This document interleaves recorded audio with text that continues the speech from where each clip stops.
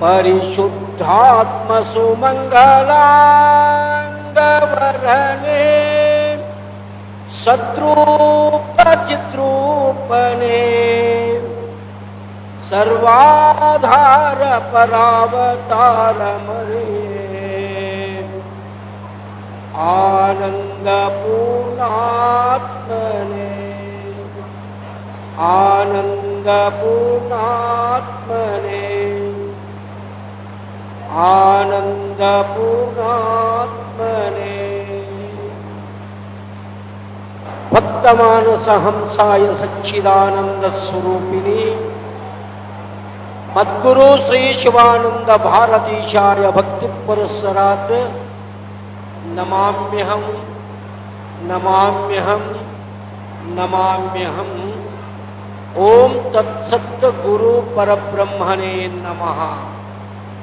ಅದ್ವೈತ ಸಾರ್ವಭೌಮ ಸುಜ್ಞಾನ ಚಕ್ರವರ್ತಿ ಪರಶಿವನ ಪರಾವತಾರಿ ನಿಗಮಾಗಮ ಸಮನ್ವಯ ಸೂತ್ರಿಗಳಾದ ಜಗದ್ಗುರು ಸಿದ್ಧಾರೂಢ ಮಹಾಸ್ವಾಮಿಗಳವರ ಶ್ರೀಪಾದ ಪದ್ಮಗಳಿಗೆ ದೀರ್ಘ ದಂಡ ನಮಸ್ಕಾರೋಪ ಮಂಗಲವನ್ನು ಸಮರ್ಪಿಸಿ ಈ ಕ್ಷೇತ್ರದ ಈ ಲೀಲಾಮಠದ ಅಧಿಷ್ಠಾತೃ ದೇವತೆಯಾಗಿರುವ ಪರಮ ಪೂಜ್ಯರು, ಮಹಾನ್ ತಪಸ್ವಿಗಳು, ಲೀಲಾಮೂರ್ತಿಗಳು, ಧೀರ ಸನ್ಯಾಸಿ, ಶಾಪಾನುಗ್ರಹ ಸಮರ್ಥ ಜಗದ್ಗುರು ಚನ್ನ ವೃಷಭೇಂದ್ರ ದೇವರಕೊಂಡಜ್ಜನ ಪವಿತ್ರ ಪಾದಾರವಿಂದಗಳಿಗೆ ಅನಂತ ಅನಂತ ವಂದನೆಗಳನ್ನು ಸಮರ್ಪಣ ಮಾಡಿ, ಜಗದ್ಗುರು ಶ್ರೀ ಜಡಸಿದ್ಧ ಯೋಗೀಂದ್ರರ, ಸದ್ಗುರು ಶ್ರೀ ಶಂಕರಾನಂದ ಪರಮಹಂಸರ, ಸದ್ಗುರು ಶ್ರೀ ಶಿವಾನಂದ ಪರಮಹಂಸರ ಪವಿತ್ರ ಪಾದಾರವಿಂದಗಳಿಗೆ ನತಮಸ್ತಕನಾಗಿ ಪುಣ್ಯಕ್ಷೇತ್ರವಾದ ಈ ಹಾರುಗೇರಿ, ಈ ಹರನಗಿರಿಯ ಲೀಲಾಮಠದಲ್ಲಿ ವಿಶ್ವಶಾಂತಿಗಾಗಿ ಮಾನವಾತ್ಮೋದ್ಧಾರಾರ್ಥವಾಗಿ ಹಮ್ಮಿಕೊಂಡಿರುವ ಈ 42ನೇ ವರ್ಷದ ಈ ವೇದಾಂತ ಪರಿಷತ್ತಿನ ದಿವ್ಯ ಸನ್ನಿಧಾನ ಸ್ಥಾನದಲ್ಲಿ ವಿರಾಜಮಾನರಾಗಿರುವ ಮಾತೃಹೃದಯದ ಮಹಾಂತರು, ಓಂಕಾರ ಸ್ವರೂಪ ಸದ್ಗುರು ಸಮರ್ಥ ಸತ್ಯಾರ್ಥ ನಿಧಿಗಳು, ಮಾತನಾಡುವ ನಡೆದಾಡುವ ದೇವರೆಂದೇ ಪ್ರಖ್ಯಾತಿಯನ್ನು ಹೊಂದಿ ಸುಮಾರು 55 ವರ್ಷಗಳ ಪರ್ಯಂತರವಾಗಿ ಪುರಾ ಪಟ್ಟಣ ಹಳ್ಳಿಗಳನ್ನು ಸಂಚರಿಸಿ ಪಾದವನ್ನಿಟ್ಟ ನೆಲಗಳಲ್ಲಿ ವೇದಾಂತ ಪರಿಷತ್ತನ್ನು ಮಾಡಿ ಒಂದಾಗಿ ಬಾಳಿರಿ, ವಿಶ್ವಶಾಂತಿಯನ್ನು ಪಡೆಯಿರಿ ಎಂಬ ದಿವ್ಯ ಸಂದೇಶವನ್ನು ಸಾರಿದ ದೇಶಿಕೋತ್ತಮರಾದ ಜಗದ್ಗುರು ಶ್ರೀಗಳವರ ಶ್ರೀಪಾದ ಪದ್ಮಗಳನ್ನು ಎನ್ನ ಮಸ್ತಕದ ಮೇಲೆ ಹೊತ್ತುಕೊಂಡು ಪರಮಪೂಜ್ಯ ಶ್ರೋತ್ರಿಯ ಬ್ರಹ್ಮನಿಷ್ಠ ಡಾಕ್ಟರ್ ವಿದ್ಯಾನಂದ ಭಾರತೀ ಮಹಾಸ್ವಾಮಿಗಳವರ ಶ್ರೀ ಚರಣಾರವಿಂದಗಳಿಗೂ ಅನಂತ ವಂದನೆಗಳನ್ನು ಸಮರ್ಪಣ ಮಾಡಿ, ಪರಮಪೂಜ್ಯ ಶ್ರೋತ್ರಿಯ ಬ್ರಹ್ಮನಿಷ್ಠರಾದ ವಿದ್ವನ್ ಮಣಿಗಳಾಗಿರುವಂಥ ಪೂರ್ಣಾನಂದ ಭಾರತೀ ಶ್ರೀಗಳವರನ್ನೇ ಮೊದಲು ಮಾಡಿಕೊಂಡು ಬ್ರಹ್ಮವೇದಿಕೆಯ ಮೇಲೆ ಸುಖಾಸನರಾಗಿರುವ ಸರ್ವ ಪೂಜ್ಯರ ಬ್ರಹ್ಮವಾದಿನಿ ಮಾತಾಜಿಯವರ ಚರಣಾರವಿಂದಗಳಿಗೆ ಅನಂತ ಅನಂತ ವಂದನೆಗಳನ್ನು ಸಮರ್ಪಣ ಮಾಡಿ, ಕಾರ್ಯಕ್ರಮದಲ್ಲಿ ಭಾಗಿಗಳಾಗಲ್ಪಟ್ಟಂಥ ಎಲ್ಲ ಶರಣು ತಂದೆ ತಾಯಿಗಳಿಗೂ ಎಲ್ಲ ಕಲಾಬಳಗಕ್ಕೂ ವಂದನೆಗಳನ್ನು ಸಮರ್ಪಣ ಮಾಡಿ, ಪುಣ್ಯಾತ್ಮರೇ ಸದ್ಗುರುದೇವನ ಕೃಪಾಶೀರ್ವಾದದ ಬಲದಿಂದ ಎಲ್ಲ ಮಟ್ಟಿಗೆ ತಿಳಿದಿರುವ ಹೊಳೆದಿರುವ ಒಂದೆರಡು ಮಾತುಗಳನ್ನು ತಮ್ಮ ಮುಂದೆ ಹಂಚಿಕೊಳ್ಳುವಂಥ ಪ್ರಯತ್ನವನ್ನು ಮಾಡ್ತಾ ಇದ್ದೇನೆ. ಪುಣ್ಯಾತ್ಮರೇ, ನಮ್ಮ ನಾಡಿನಲ್ಲಿ ಆಗಿ ಹೋಗಿರತಕ್ಕಂಥ ಅನಂತ ಋಷಿಗಳು, ಮುನಿಗಳು, ಅವಧೂತರು, ಆರೂಪರು, ಫಕೀರರು, ಜ್ಞಾನಿಗಳು, ಶಿವಯೋಗಿಗಳು, ಭಾರತ ದೇಶದಲ್ಲಿ ಅನಂತ ಅನಂತ ಮಹಾತ್ಮರು ನಮ್ಮ ದೇಶದಲ್ಲಿ ಆಗಿ ಹೋಗಿದ್ದಾರೆ. ಅವರು ತಾವು ತಮ್ಮ ಜೀವನದಲ್ಲಿ ತಮ್ಮ ಗುರುವಿನಿಂದ ತಾವು ಪಡೆದುಕೊಂಡಿರ್ತಕ್ಕಂಥ ಅನುಭವವನ್ನು, ತಾವು ಕಂಡುಕೊಂಡಿರ್ತಕ್ಕಂಥ ಅನುಭವವನ್ನು ಶ್ಲೋಕ ರೂಪದಿಂದ, ಮಂತ್ರ ರೂಪದಿಂದ, ಪದಗಳ ರೂಪದಿಂದ, ಅನೇಕ ಅನೇಕ ಅಭಂಗಗಳ ರೂಪದಿಂದ, ತತ್ವ ಪದಗಳ ರೂಪದಿಂದ ಬರೆದಿಟ್ಟಂತೆ ಒಬ್ಬ ಋಷಿಗಳು ತಮ್ಮ ಜೀವನದಲ್ಲಿ ಅನುಭವಿಸಿದ ಅನುಭವವನ್ನು ಬರೀತಾರೆ. ಅದೇನು ಅಂತಂದರೆ, ಸುಪಾತ್ರ ದಾನೇನ ಭವೇತ್ ಧನಾಢ್ಯ ಧನಪ್ರಭಾವಾತ್ ಕರೋತಿ ಪುಣ್ಯಂ, ಪುಣ್ಯಪ್ರಭಾವಾತ್ ಸುರಲೋಕವಾಸ ಪುನರೇವ ಧನಾಢ್ಯ ಪುನರೇವ ಸುಖಿ. ಬಹಳ ಸುಂದರವಾದ ಮಾತನ್ನು ಬರ್ಕೊಂಡು ಬಂದರು. ಸುಪಾತ್ರ ದಾನೇನ ಭವೇತ್ ಧನಾಢ್ಯ. ಧರ್ಮಶಾಸ್ತ್ರಗಳಲ್ಲಿ ಒಂದು ನಿಯಮದ. ಏನು ನಿಯಮ ಅಂತ ಕೇಳಿದರೆ, ನಮ್ಮ ಜೀವನದಲ್ಲಿ ನಾವು ಗಳಿಸಿದ ಈ ಐಶ್ವರ್ಯದಲ್ಲಿ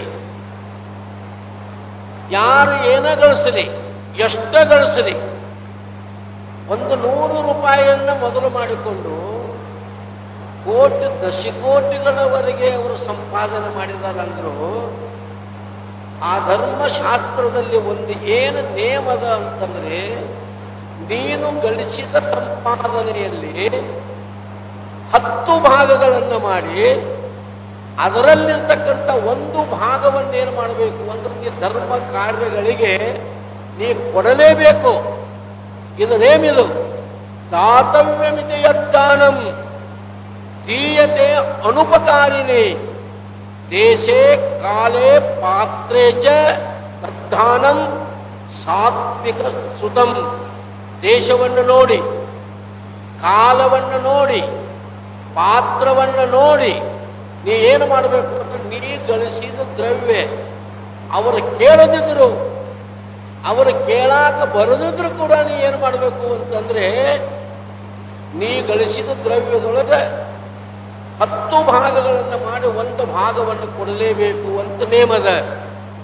ನ್ಯಾಯೋಪಾರ್ಜಿತ ವಿತ್ತಂ ದಶಮಾಂಶೇನ ಧೀಮತಾಂ ಕರ್ತವ್ಯೋ ವಿನಿಯೋಗಸ್ಯ ಈಶ ಪ್ರೀತ್ಯರ್ಥಮೇವ ಚ. ಪರಮಾತ್ಮನ ಪ್ರೀತಿ ಆಗಬೇಕು, ಗುರುಗಳ ಪ್ರೀತಿ ಆಗಬೇಕು, ಮಹಾತ್ಮನ ಪ್ರೀತಿ ಆಗಬೇಕು. ಇದೆಲ್ಲ ಯಾವುದರಿಂದ ಅಂತ ಕೇಳಿದರೆ, ಎಲ್ಲ ಕೊಡಂತಿಲ್ಲ. ಸ್ವಡರನ್ನೇ ತೀರಿದರೆ ಕೊಡನೆತ್ತಿ ಸುರುಹುವರೆ, ಕೊಡಬೇಡ, ಕೊಡದೆ ಇರಬೇಡ, ಧರ್ಮವ ಬಿಡಬೇಡ ಅಂತ ಸರ್ವಜ್ಞ ಮಹಾಕವಿ ಬಹಳ ಸುಂದರವಾಗಿ ಬರ್ಕೊಂಡು ಬಂದ. ಅದಕ್ಕಾಗಿ ನೀನು ಗಳಿಸಿದ 100 ರೂಪಾಯಿ ಇವತ್ತು ಗಳಿಸಿದ್ದಿ ಅಂತಂದ್ರೆ 90 ರೂಪಾಯಿ ನಿನ್ನ ಪ್ರಪಂಚಕ್ಕೆ, ನಿನ್ನ ವ್ಯವಹಾರಕ್ಕೆ ಇಟ್ಕೊಂಡು 10 ರೂಪಾಯಿ ನೀ ಆವತ್ತು ತೆಗೆದಿಡಬೇಕು. 1,000 ರೂಪಾಯಿ ಗಳಿಸಿದ್ದಿ ಅಂತಂದ್ರೆ 100 ರೂಪಾಯಿ ತೆಗೆದಿಡು. 1 ಲಕ್ಷ ಗಳಿಸಿದ್ದಿ ಅಂತಂದ್ರೆ 1,000 ರೂಪಾಯಿ ತೆಗೆದಿಡು. ಇದರಂತೆ ಲೆಕ್ಕಾಚಾರ ಮಾಡಿ 1 ಭಾಗವನ್ನು ನೀ ಏನು ಮಾಡಬೇಕು ಅಂದ್ರೆ ಧರ್ಮ ಕಾರ್ಯಕ್ಕೆ ನೀ ಕೊಡಲೇಬೇಕು ಅಂತ ಧರ್ಮಶಾಸ್ತ್ರ ಹೇಳ್ತದೆ. ಒಬ್ರು ಯಾರೋ ಅಂದರು, ಕೊಡದಿದ್ರೆ ಏನಾಕತ್ರಿ ಅಂತ ಕೇಳಿದ್ರು. ನೀವೆಲ್ಲ ಇಷ್ಟು ಹೇಳ್ತಾರೆ, ಕರೆ ಕೊಡದಿದ್ರೆ ಏನಾಕತಿ ಅಂತ ಕೇಳಿದರೆ ಏನಾಕತಿ ಅನ್ನೋದನ್ನ ಹೇಳ್ತಾರೆ. ಕೇಳುವಂತಾರೋ ಮಾತರು ಏನಂತಾರು ಅಂತಂದ್ರೆ, ಈ ನಾವು ಗಳಿಸಿದ ಈ ಐಶ್ವರ್ಯದೊಳಗೆ ಹೆಂಗ ನಮ್ಮ ಮನೆಯೊಳಗೆ 4 ಮಂದಿ ಅಣ್ಣತಾಮ್ರ ಫಲ ಹಂಚ್ಕೋತೀವಲ್ಲ, ಅನ್ನಗಿಷ್ಟ, ತಮ್ಮಗಿಷ್ಟ, ಮತ್ತೊಬ್ಬಗಿಷ್ಟ ಅಂತ. ಹಂಗೆ ಇನ್ನೊಬ್ಬ ನಮಗೆ ಎಲ್ಲರಿಗೂ ಅನ್ನದಾನಂತ. ಅವ ಯಾರ ಅಂದ್ರೆ ಧರ್ಮ ಅನ್ನತಕ್ಕಂಥ ಒಬ್ಬ ಎಲ್ಲರಿಗೂ ಅವ ಹಿರಿಯ ಅಣ್ಣಂತ.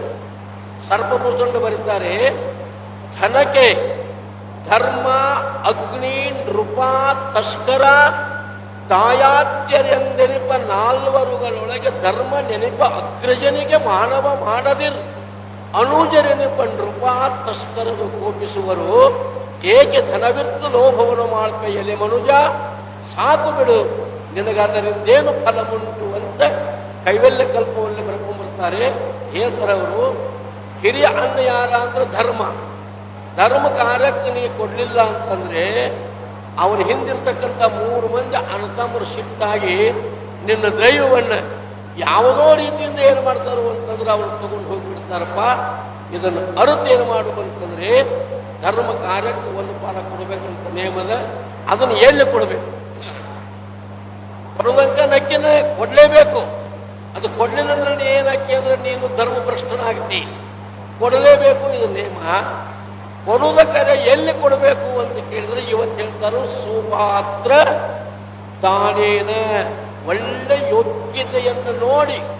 ಹೌದು, ಕನ್ನಡಕ್ಕೆ ಬಂದು ಬರ್ಕೊಂಬಂದ್ರು. ಒಡವೆ ಕುತ್ತಬನಾದವಂಗೆ ಮಗಳಂ ಸತ್ಪಾತ್ರದೋಳು ದಾನಮಂ, ಇಡಬೇಕು ಈಶ್ವರನೋಳು ವಿಶ್ವಾಸವಂ, ಸ್ವಾಮಿಯೋಳು ನಮಗೆ ವಿಶ್ವಾಸಮಂ ಅಂತ ಯಾವ ನಮ್ಮ ಕವಿ ಬರ್ಕೊಂಡು ಬಂದಂತೆ ಸುಪಾತ್ರದೊಳಗೆ ಏನು ಮಾಡುವಂತಂದ್ರೆ ನೀ ದಾನವನ್ನು ಕೊಡಪ್ಪ ಅಂತ ತಿಳ್ಕೊಂಡು ಕೆಳಗಡೆ ಬಂದರು. ಕೊಡುವುದರಿಂದ ಏನಾಗ್ತದರಿ ಅಂತ ಕೇಳಿದ್ರೆ, ಈ ಸುಪಾತ್ರದಲ್ಲಿ ನೀ ದಾನವನ್ನು ಕಟ್ಟಿ ಅಂತಂದ್ರೆ 3 ಇಕ್ಕಿದರೆ 6ಕ್ಕೂ, 6 16ಕ್ಕೂ, ಎರುಬಗೊಡ ಒಟ್ಟು 5ಕ್ಕೂ ಆ ಗುರುವಿನ ಶಿವನೊಲುಮೆ ಕಂಡುಕೊಂಡವಿಗೆ ಸರ್ವಜ್ಞ ಅಂತ. ಅದು 3 ಕೊಟ್ಟಿ ಅಂದ್ರೆ 6 ಆಗ್ತದ, 6 ಕೊಟ್ಟಿ ಅಂತಂದ್ರೆ 16 ಆಗ್ತದ. ನೀ ಎಷ್ಟು ಕೊಡ್ತಿಲ್ಲ ಅದ್ರ ಡಬಲ್ ಟೇಬಲ್ ಅನ್ನುವಂಥದ್ದು ಆಗ್ತದೆ. ಅದಕ್ಕೆ ಸುಪಾತ್ರದಾನೇನ ಭವೇತ್ ಧನಾಢ್ಯ.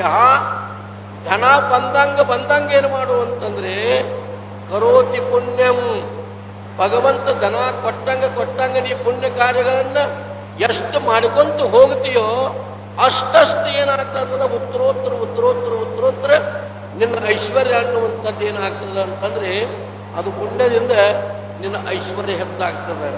ನೋಡ್ರಿ, ಸುಮಾರು 1926ನೇ ಇಸ್ವಿಗಿಂತ ಮೊದಲು ಜಗದ್ಗುರು ಚನ್ನಬಸವೇಂದ್ರ ಮಹಾಸ್ವಾಮಿಗಳವರು ಈ ಕ್ಷೇತ್ರಕ್ಕೆ ಬಂದರು, ಈ ಪುಣ್ಯ ಭೂಮಿ ಬಂದರು. ಅವರು ಹುಟ್ಟಿದ್ದೆಲ್ಲಿ ಅಂದ್ರೆ ಮಲ್ನಾಡದೊಳಗೆ ದೇವರು ಕೊಂಡಾಡ್ತಕ್ಕಂಥ ಗ್ರಾಮದಲ್ಲಿ ಜನಿಸಿ ಈ ಕ್ಷೇತ್ರಕ್ಕೆ ಸಂಚಾರ ಮಾಡಿಕೊಂತ ಬಂದು ಈ ಭೂಮಿಯಲ್ಲಿ ಪಾದ ಇಟ್ಟು ಅವ್ರು ಏನು ಅನಿಸ್ತೋ ಏನೋ, ಈ ಊರಾಗ ಭೂಮಿ ಯಾರ್ದು ಭಾಳ ಐತಪ್ಪ ಅಂತ ಕೇಳಿದ್ರಂತೆ. ಧರ್ಮಟ್ಟಿ ಮಡಿತಂದವರು ಭೂಮಿ ಭಾಳ ಐತಿ ಅಂತ ಆಗಿನ ಹಿರಿಯರು ಅವ್ರಿಗೆ ಹೇಳಿದ್ರಂತೆ. ಹಂಗಾರೆ ಅವ್ರೊಳಗೆ ಹಿರಿಯ ಯಾರದ ಅವ್ನು ಕರೀರಪ್ಪ ಅಂದರು. ಆಗಿನ ಕಾಲಕ್ಕೆ ಅವ ಲಚ್ಚಪ್ಪ ಧರ್ಮಟ್ಟಿ ಅಂತ ತಿಳ್ಕೊಂಡು ಒಬ್ಬ ಹಿರಿ ಮನುಷ್ಯ ಅವನು ಕರೆದ್ರು. ಮಠ ಕಟ್ಟಬೇಕಂತ ಒಂದು ಆಶ್ರಮ ಮಾಡ್ಬೇಕಂತೀವು, ಭೂಮಿ ಅಟ್ಟು ಕೊಡ್ತೀಯನಪ್ಪ ಅಂತ ಕೇಳಿದ್ರು. ಯಪ್ಪ, ಈ ಭೂಮಿ ಕಾನೂನೆಲ್ಲ ಇದು ಅವ್ರ ಭಾವ ನೋಡ್ರಿ, ದೊಡ್ಡವ್ರ ಭಾವ, ಹಳಿ ಮಂದಿ ಭಾವ. ಈ ಭೂಮಿ ಎಲ್ಲ ಏನೈತಪ್ಪ ಅಂದ್ರೆ ನೀ ಕೊಟ್ಟದ್ದು ಐತಿಪ್ಪ, ಈ ಭೂಮಿ ನಿಂದ ಐತಿ, ನಿನಗೆ ಎಷ್ಟು ಬೇಕೋ ಅಷ್ಟು ತಗೋಯಪ್ಪ ಅನ್ನಂತ ಧರ್ಮಟ್ಟಿ ಯಾವ ನಮ್ಮ ಅತ್ತ ಲಚ್ಚಪ್ಪ ಸುಪಾತ್ರದಾನೇನ. ಇದು 2.5 ಎಕರೆ ಭೂಮಿ, 2 ಎಕರೆ 20 ಗುಂಟೆ ಭೂಮಿಯನ್ನು ಆವತ್ತು ಉದಾರವಾಗಿ ಕೊಟ್ಟಿರ್ತಕ್ಕಂಥ ನಮ್ಮ ಲಚ್ಚಪ್ಪತ್ತ ಇವತ್ತ ಈ ಭೂಮಿ ಒಳಗೆ ಎಂತೆಂಥ ಸತ್ಕಾರ್ಯಗಳು ನಡ್ತಾವು ಅಂತಂದ್ರೆ ನಮ್ಮ ಭಾರತ ದೇಶದೊಳಗೆ ಎಂತೆಂಥ ಮಹಾತ್ಮದಾರೋ ಆ ಎಲ್ಲ ಮಹಾತ್ಮರು ಬಂದು ನಮ್ಮ ಈ ಊರಿನ ಭಕ್ತರಿಗೆ ದರ್ಶನ ಕೊಟ್ಟು ಹೋಗ್ತಾರೆ ಅಂತಂದ್ರೆ ಇದು ಎಂಥ ಪುಣ್ಯ, ಇದು ಎಂಥ ಪುಣ್ಯ. ಹೋಗಲಿ, ಆ ನಂತರದಲ್ಲಿ ಮುಂದೆ ಏನೇನೋ ಭಾಳ ಅವನ ಸಂದರ್ಭ ಬಂದಾಗ ಇಟ್ಟರು. ನಮ್ಮ ಈ ಪರಂಪರೆಯಲ್ಲಿ ಮೊಟ್ಟ ಮೊದಲಿಗೆ ಬೆಳ್ಳಿ ತುಲಾಭಾರ ಮಾಡಲ್ಪಟ್ಟಂತ ಸದ್ಭಕ್ತರು ಯಾರು ಅಂದ್ರೆ ನಮ್ಮ ಧರ್ಮಟ್ಟಿ ಮಂಟಂದವರು. ಶಿವಗೊಂಡಣ್ಣ ದಶರಥ ಧರ್ಮಟ್ಟಿ, ಜಗದ್ಗುರು ಶಿವಾನಂದ ಭಾರತೀಯಪ್ಪಾಜಿಯವರಿಗೆ ಬೆಳ್ಳಿ ತುಲಾಭಾರವನ್ನು ಮೊಟ್ಟ ಮೊದಲಿಗೆ ಮಾಡಿದವರು ಯಾರು ಅಂತಂದ್ರೆ ನಮ್ಮ ಶಿವಗೊಂಡ ಧರ್ಮಟ್ಟಿ ಅವರು ಮಾಡಿದರು. ಅಷ್ಟೇ ಅಲ್ಲ, ಪ್ರತಿ ವರ್ಷ ಸುಮಾರು ನಾವು ಈ ಊರಿಗೆ ಬರಾಕತ್ತಿ 30 ವರ್ಷಕ್ಕಿಂತಲೂ ಹೆಚ್ಚಾಗ್ಯದ. ಅಂದಿನಿಂದ ಇಲ್ಲಿವರೆಗೆ ನಮ್ಮ ನ್ಯಾಮಣ್ಣ, ನಮ್ಮ ಶಿವಗೊಂಡಣ್ಣ, ನಮ್ಮ ಗಾರಿ ಬಂಧುಗಳು ಇವತ್ತು ಪ್ರಸಾದ ಇಟ್ಟಿದ್ರಲ್ಲ, ಇವರು ಪ್ರತಿ ವರ್ಷನೂ ಅನ್ನ ಪ್ರಸಾದವನ್ನು ಮಾಡ್ತಾರೆ, ಸತ್ಪಾತ್ರಗಳಿಂದ ದಾನವನ್ನು ಮಾಡ್ತಾರೆ. ಇದು ಪುಣ್ಯ, ಉತ್ತರೋತ್ತರ ಪುಣ್ಯ ಅನ್ನುವಂಥದ್ದನ್ನು ತಂದುಕೊಡುತ್ತದೆ. ಕರೋತಿ ಪುಣ್ಯಂ ಪುಣ್ಯ ಪ್ರಭಾವಾತ್ ಸುರಲೋಕವಾಸ. ಅತಿ ಪುಣ್ಯ ಸಂಪಾದನೆ ಆತು ಅಂದ್ರೆ ದೇವತೆಗಳ ಪದವಿ ಸಿಗತೈತೆ ಅಂತ ದೇವಲೋಕದೊಳಗೆ ಇವರಿಗೆ ಸಾಲುಕ್ಯ, ಸಾಮೀಪ್ಯ, ಸಾರುಚ್ಯ, ಸಾಯುಜ್ಯ ಅನ್ನತಕ್ಕಂಥ ಪದವಿಗಳು ದೊರಕ್ತಾವು ಅಂತ ಶಾಸ್ತ್ರದಲ್ಲಿ ಬರ್ಕೊಂಡು ಬಂದಿದ್ದಾರೆ. ಆ ಸುರಲೋಕವಾಸ ಮತ್ತು ಜನ್ಮ ಆತು ಅಂತಂದ್ರೆ ಪುನರೇವ ಧನಾಢ್ಯ. ಮಂತಿ ಲೋಕದೊಳಗೆ ಶ್ರೀಮಂತರಾಗೆ ಹುಟ್ಟುತ್ತಾರಂತ. ಶ್ರೀಮಂತರಾಗಿ ಹುಟ್ಟಿ ಮತ್ತೆ ಈ ಲೋಕದೊಳಗೆ ಸುಖವಾಗಿ ಇದ್ದು ಮತ್ತು ಸದ್ಗುರುಗಳಿಗೆ ದಾನ ಧರ್ಮವನ್ನು ಮಾಡಿ ಮತ್ತೇನು ಮಾಡ್ತಾರೆ ಅಂತ ಜೀವನ ಪಾವನ ಮಾಡಿಕೊಳ್ತಾರಂತ ಮಾಡ್ತಾರೆ. ಅದಕ್ಕಾಗಿ ಪುಣ್ಯಾತ್ಮರೇ, ಪ್ರತಿಯೊಬ್ಬ ಮನುಷ್ಯ ನನಗೆ ದೇವರು ಕೊಟ್ಟಿಲ್ಲ ಅಂತಲ್ಲ, ಅವರ ಪುಣ್ಯಕರ್ಮಕ್ಕನುಸಾರಾಗಿ ಎಷ್ಟೆಷ್ಟು ಕೊಡಬೇಕು ಅಷ್ಟು ದೇವರು ಕೊಟ್ಟ ಕಳಿಸಿದಾನೆ ಎಲ್ಲರಿಗೂ. ಆ ಕೊಟ್ಟದೊಳಗೆ ಒಂದಿಷ್ಟು ನೀ ಕೊಟ್ಟಿ ಎಂದರೆ ಕೊಟ್ಟವರಿಗುಂಟು, ಕೊಡದವರಿಗಿಲ್ಲ ಅಂತ ಬರ್ಕೊಂಡು ಬಂದಿರೋ ಪುಣ್ಯಾತ್ಮರಿ ನಾವು ನೀವು ಅಂತ ಸುಪಾತ್ರದಲ್ಲಿ ದಾನವನ್ನು ಮಾಡಿ ಜನ್ಮ ಸಾರ್ಥಕ ಮಾಡಿಕೊಳ್ಳು ಅಂತ ಹೇಳ್ತಾ ಈ 4 ವಾಕ್ಯಗಳನ್ನು ಸದ್ಗುರುದೇವನ ಚರಣಕ್ಕೂ ತಮ್ಮೆಲ್ಲರ ಕರಣಕ್ಕೂ ಅರ್ಪಿಸಿ ಮಂಗಲ.